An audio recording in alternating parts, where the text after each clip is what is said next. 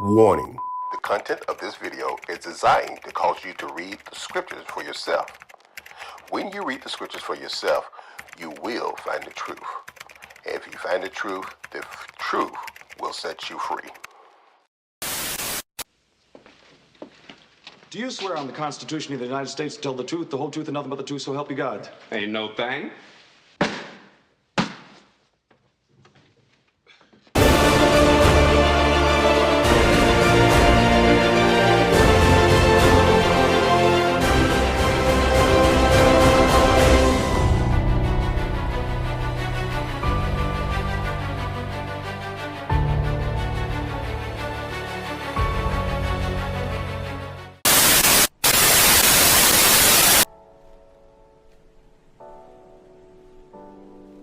This is the construct. It's our loading program. Remember the movie The Matrix? Morpheus had to show Neo everything he knew or thought he knew wasn't real. Napoleon said, history is written by the winners. History is a version of the past events that people have decided to agree upon. In the book of Hosea, chapter 4, verse 6, my people are destroyed for the lack of knowledge, because they have rejected knowledge. Have we rejected knowledge, or is it just easier to accept what people tell us? This isn't real. What is real? How do you define real?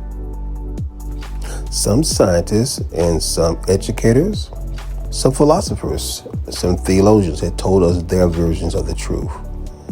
But you need to search for yourself. This is the world that you know. The world as it was at the end of the 20th century. It exists now only as part of a neural interactive simulation that we call the Matrix. You've been living in a dream world, Neo. This is the world as it exists today.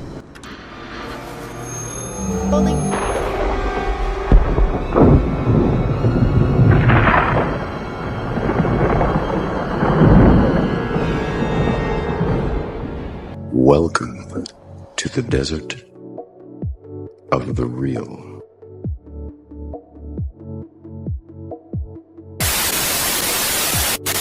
Who had the genius to imagine railroads, Europeans, societies that everyone wants to come to be honest? Okay, where are the Syrian refugees? Hold on, you said when they're built invading, it. where are they going? They're going to Central Europe. They're going to built. Western Europe. You said built. Yes. Who built the railroads in America and allowed for us to have expansion out west? Who built that? Yes, a lot of Chinese people. You said the operative word there was built. Built. Who built? Okay. Who designed them? Who had the genius to imagine railroads? Europeans. Wait a minute. The genius to imagine railroads. Okay. Yeah. But you said. Are there railroads in Africa? You said yes. You said built. Why? You said. Us. Hold on. You said. Okay. First of all, that is absolutely true. First of all, the greatest genius when it came to the building of the pyramids. Do you know what those are? White people, by the way. Who are white people? The Egyptians are not African. I'm sorry. Do you know where Egypt is? Yes. Where Egypt is? Yes, it's in North Africa. Okay, stop.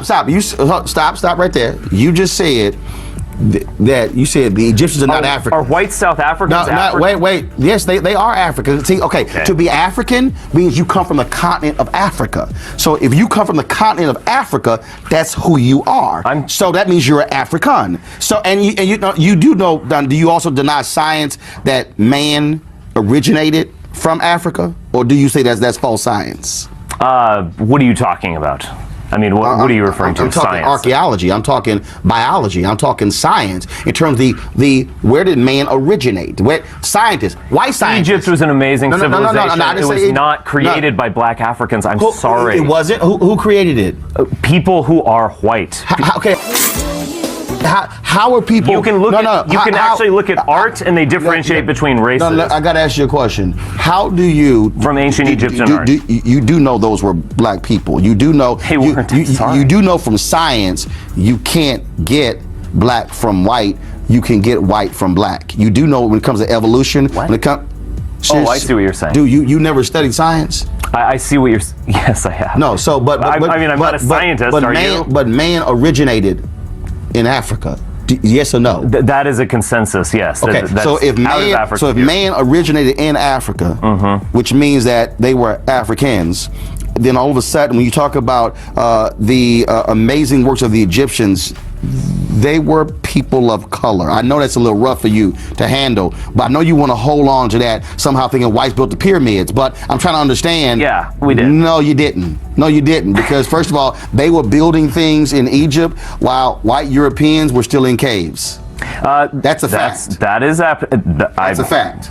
Okay, sure. I'm still go. Let's start with Adam and Eve. According to Genesis chapter 2, verse 7, Adam was formed from the dust of the ground. Let's examine this. The soil in most regions of the world is often rich, dark, and fertile. One type of soil common on earth is clay soil, which has a rich, reddish-brown, ruddy tone.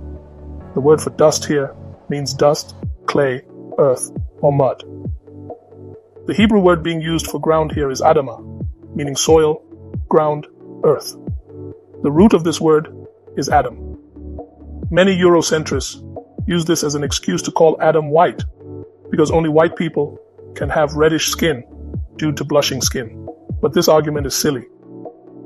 The word ruddy, when used to refer to an animal or insect, always refers to a reddish-brown color. Every single animal that has been classified as ruddy is reddish-brown. Even in the 1537 Matthew Bible, the word ruddy is substituted with the word brown. Through the use of the Hebrew word Adamah, we can infer that Adam was melanated of a healthy, reddish-brown skin tone. And this would be the same case for Eve, who was formed from the rib of Adam. Let's be logical. From a genetic standpoint, how would Adam and Eve being white work? White parents cannot produce a black child. So how did black people come to be? Genetic inheritance and variation explain that two black parents can produce offspring with varying skin tones, from fair skin to very dark, brown, or black. In contrast, two white parents cannot naturally produce a black child, as they lack the genetic information necessary for producing significant melanin, the pigment responsible for darker skin. The first humans had to be black. However, don't just take my word for it. Let's hear from a couple of scientists. This is what people looked like in Western Europe and Britain 10,000 years ago, not what we would have expected. 1, 2, 3, come on!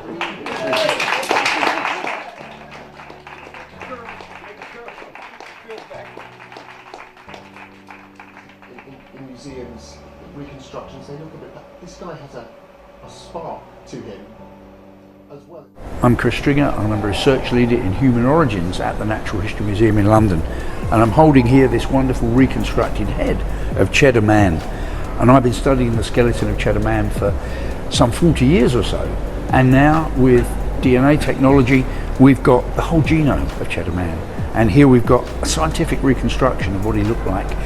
We've got his hair form, his skin, his blue eyes, and that dark skin colour, that combination really striking. And getting out of here information about his biology, the fact that, for example, he couldn't digest milk because that came in with the advent of farming after the time of Cheddar Man. So we're getting his whole biology, how he relates to people in Europe at the time, and how he relates to people in Britain now. In a very bright light environment, and it looks like a stuffed animal, you know this? Yeah. Horrible. You can go with the heat. Like Tom. Like Tom, this morning, yes. You know what?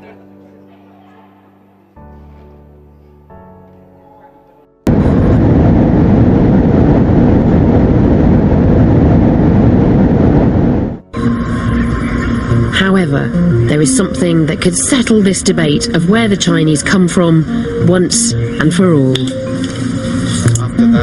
I'm meeting Professor Jin Li, one of China's leading geneticists.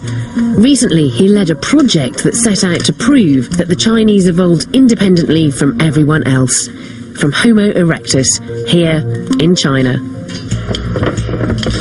Before the project started, I was hoping that I could identify or could be able to find evidence that support independent origin of Chinese in China.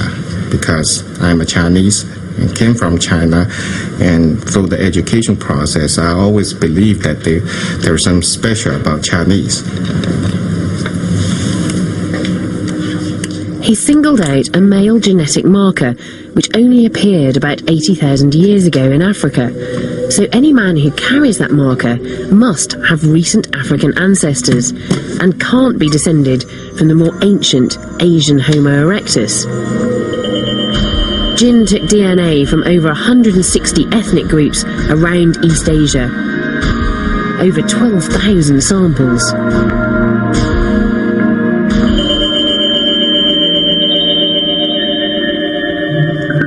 So, what did you find? We did not see even one single individual that could be considered as the descendant of the Homo erectus in China. Rather, everybody was a descendant of our ancestors from Africa. Oh! From Africa. The result couldn't have been any clearer. How did that make you feel as a Chinese person?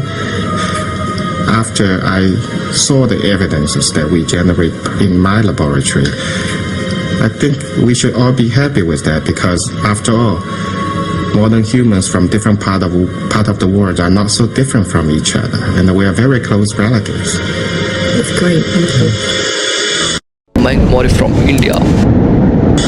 The original inhabitants or the original creators of the Indus Valley civilization, which is also called Mohenjo-daro and Harappa, or Harappan civilization, was created by the black man. People came from Africa. About 7,000 BC, which is 9,000 years back, maybe even earlier than that. They brought agriculture, they domesticated most of the animals, they were highly civilized. They had two-story buildings, sanitation systems, sewage system. They had a built-in screening system in the sewage, so the solids would not block the liquid passage. They had chutes, so they can drop the garbage from the upper level to lower level. Do you realize that the most racist scientific community ever were 19th century anthropologists? They're the ones that set up the race and the this, and white male humans were at the top of the evolutionary ladder, and blacks and everybody else were lower, still evolving, closer to the apes and all of this. This was going on for coming out of the 18th century into the 19th century. My point is, in the 1990s, now that we can do genetic tracking and things, now we do genetic tracking, the world found out that Europeans are between 1% and 3% Neanderthal genetically, and Africans are 0% Neanderthal. So in the 1990s, research papers started coming out talking about how creative and imaginative the Neanderthals must have been, and how they used tools. A complete facelift of the Neanderthal that started at the time. In other words, is definitely racism, but it sure ain't science.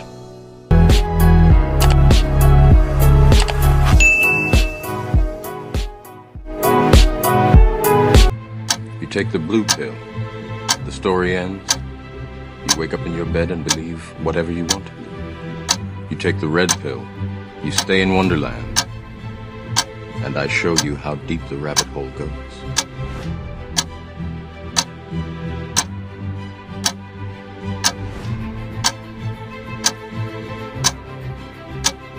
Remember, all I'm offering is the truth, nothing more. Racism is definitely racism, but it sure ain't science. Number 2, it confuses science with pseudoscience. Scientific racism is a relatively modern term for a collection of theories and ideologies that began popping up in the 18th century.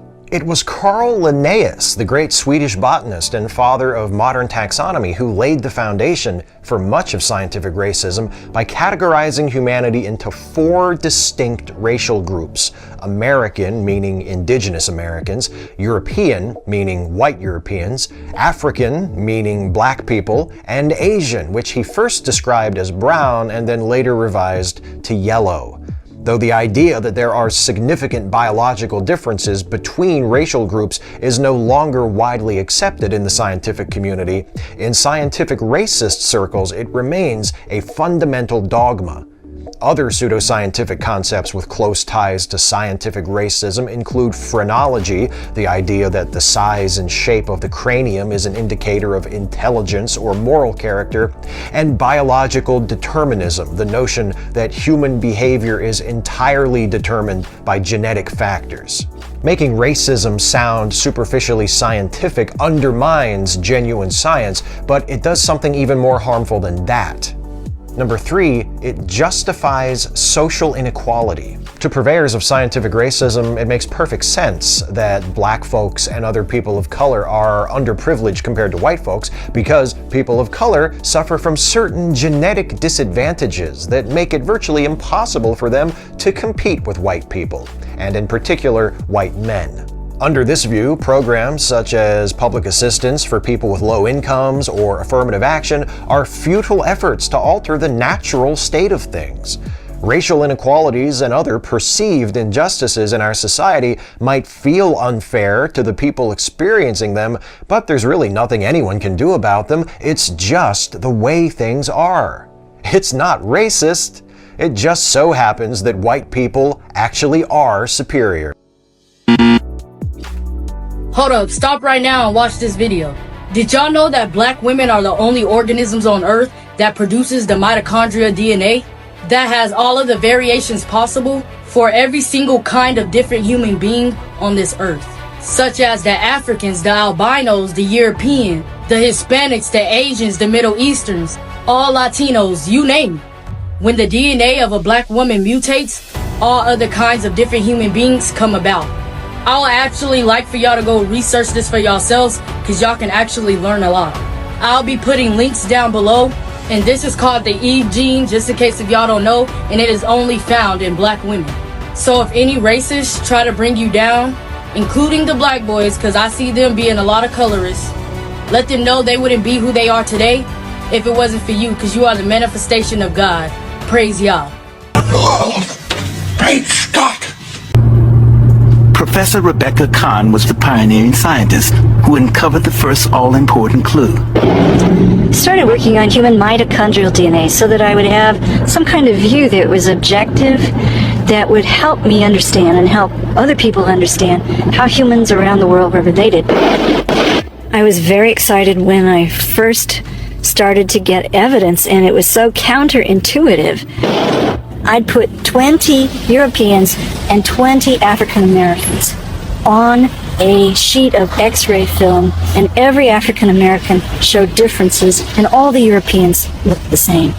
As we got more samples from different areas, I realized that it was a difference in the pattern, and that this whole new type of evidence based on mitochondria was going to change the way we thought about modern humans.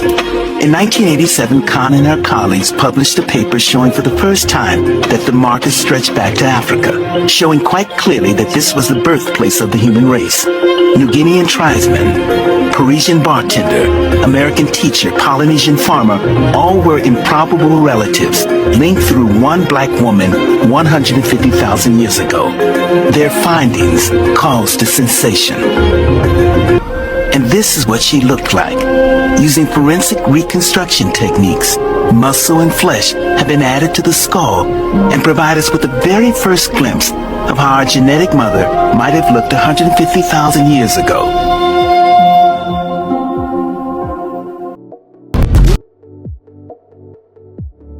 There you have it. Over 5 different pieces of scientific evidence of the black origin of man. Remember, you are created in the image of the Most High. What do you think about this topic? remember to be a Berean scholar, as it is written in the book of Acts 17 verses 11 to 12. Now the Bereans were more noble-minded than the Thessalonians, for they received the message with great eagerness and examined the scriptures every day to see if these teachings were true. It's time to deepen your understanding and see your reflection within the sacred pages. Please like, click subscribe, and click the notification bell to stay up to date with the Berean Scholar channel.